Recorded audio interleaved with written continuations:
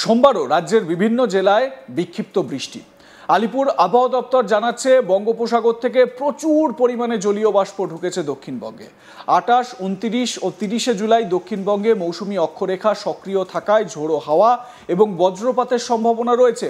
কিছু কিছু জায়গায় ভারী বৃষ্টিপাতেরও সম্ভাবনা থাকছে। 28শে জুলাই ভারী বৃষ্টির সম্ভাবনা রয়েছে মুর্শিদাবাদ, নদিয়া, দক্ষিণ চব্বিশ পরগনা, 2 বর্ধমান ও বীরভূমে। একই সঙ্গে এদিন শহর কলকাতা সহ পার্শ্ববর্তী এলাকাতেও হতে পারে হালকা থেকে মাঝারি বৃষ্টিপাত। 29শে জুলাই বৃষ্টি হতে পারে 2 চব্বিশ পরগনা, নদিয়া, পুরুলিয়া, বাঁকুড়া ও 2 বর্ধমানে। এরপর 30শে জুলাই বীরভূম ও মুর্শিদাবাদে ভারী বৃষ্টিপাতের সম্ভাবনা থাকছে।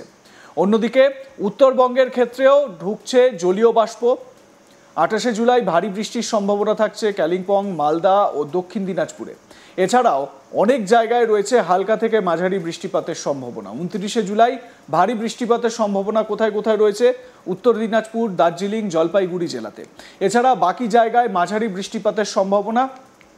30শে জুলাই ভারী বৃষ্টিপাতের সম্ভাবনা না থাকলেও 31শে জুলাই ও 1 আগস্ট হতে পারে ভারী বৃষ্টি।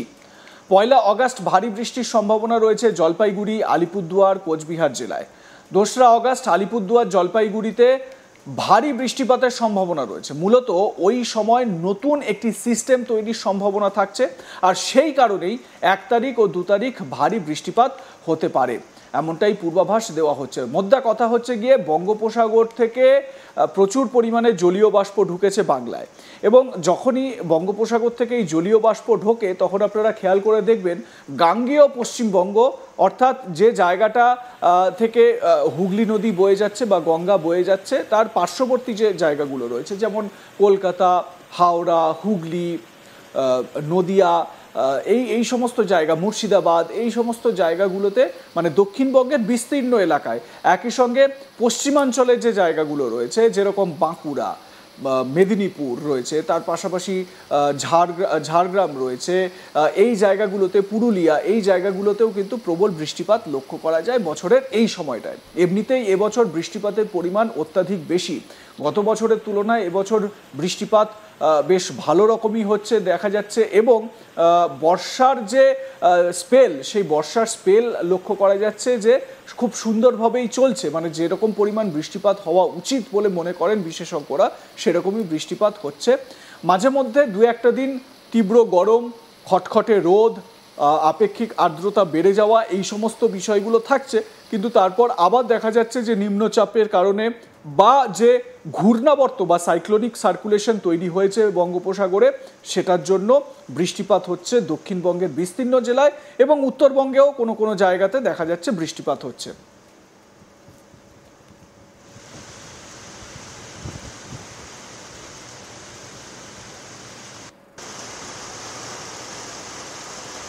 কোন কোন জেলায় এই নতুন সিস্টেম তৈরি হয়েছে সেটাও একবার আপনাদের জানিয়ে রাখি। তবে উত্তরবঙ্গের ক্ষেত্রে যে জায়গাগুলোতে বৃষ্টিপাতের সম্ভাবনা 1 আগস্ট থেকে ভারী বৃষ্টিপাতের সম্ভাবনার কথা বলা হচ্ছে, সেগুলো হচ্ছে জলপাইগুড়ি, আলিপুরদুয়ার, কোচবিহার। 2 আগস্ট আলিপুরদুয়ার, জলপাইগুড়িতে ভারী বৃষ্টিপাতের সম্ভাবনা, এবং ওই সময় নতুন একটা সিস্টেম তৈরি হওয়ার সম্ভাবনা, মানে আরও বেশি করে বিপর্যয় আসার একটা সম্ভাবনার কথা জানাচ্ছে আলিপুর আবহাওয়া দপ্তর। 1 তারিখ এবং 2 তারিখ মানে অগাস্টের প্রথম দুটো দিনেই কিন্তু ভারী বৃষ্টিপাত হওয়ার সম্ভাবনার কথা জানানো হচ্ছে হাওয়া অফিসের তরফে।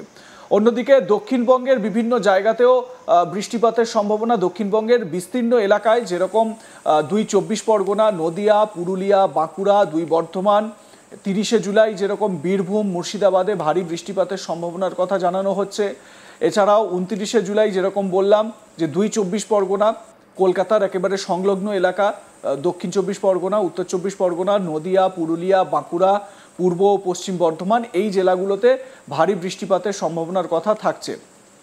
28শে জুলাই ভারী বৃষ্টির আমরা প্রবণতা লক্ষ্য করতে পারছি, এবং পুরো দিনটা এবং এই খবর পড়া পর্যন্ত যেটা জানতে পারা যাচ্ছে যে মুর্শিদাবাদ, নদিয়া, দক্ষিণ চব্বিশ পরগনা, 2 বর্ধমানে এবং বীরভূমে ভারী বৃষ্টিপাত হচ্ছে।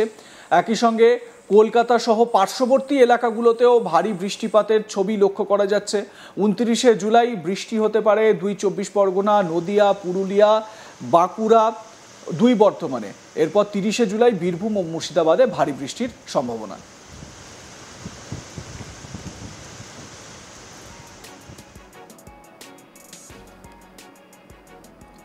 লাইক কমেন্ট শেয়ার করতে ভুলবেন না। দেখতে থাকুন আজ তাক বাংলা। সাবস্ক্রাইব করুন আমাদের ইউটিউব চ্যানেলটি, বেল আইকন প্রেস করুন নোটিফিকেশন পেতে।